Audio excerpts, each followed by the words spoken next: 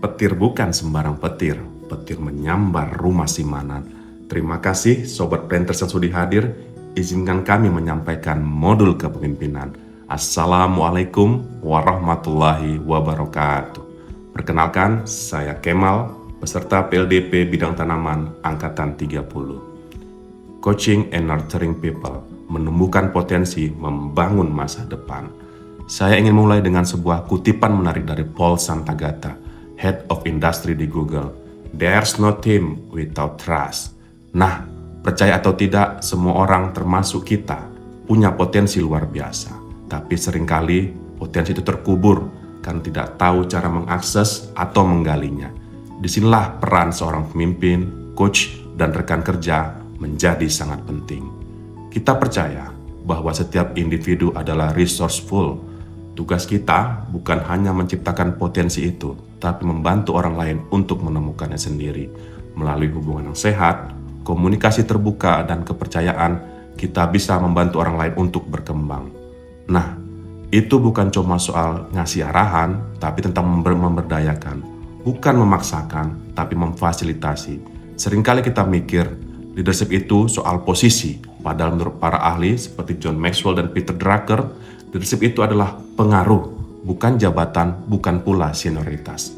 Pemimpin sejati adalah mereka yang bisa mempengaruhi atasan atau lead up, bisa berkolaborasi dengan rekan kerja atau lead across, bisa mengembangkan bawahan atau lead down, dan yang terpenting bisa memimpin diri sendiri atau lead in. Banyak pula yang masih bingung untuk membedakan coaching, mentoring, dan counseling. Ayo kita bedah satu persatu. Mentoring itu sifatnya membekali, mengajarkan, dan sharing pengalaman. Coaching itu fokus memberdayakan dan menemukan jawabannya sendiri. Sementara konseling lebih fokus ke masa lalu dan healing.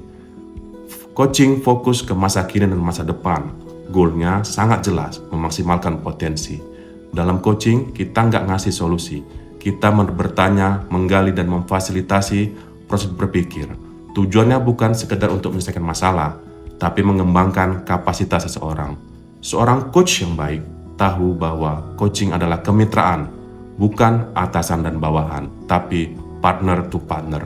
Dan untuk bisa efektif, kita perlu membangun kepercayaan, menunjukkan empati, mampu mendengarkan dengan aktif, memberikan pertanyaan yang menggugah. Jadi bukan hanya soal apa yang kita katakan, tetapi bagaimana kita bisa hadir untuk orang lain. Akhir kata, coaching dan nurturing bukan cuma tanggung jawab bagian human resource atau leader.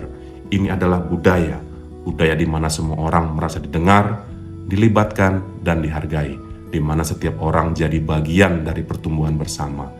Karena ketika kita membantu orang lain untuk berkembang, tanpa sadar kita juga ikut tumbuh. Terima kasih atas perhatiannya. Kami akhiri, billahi taufiq wal hidayah. Assalamualaikum warahmatullahi wabarakatuh.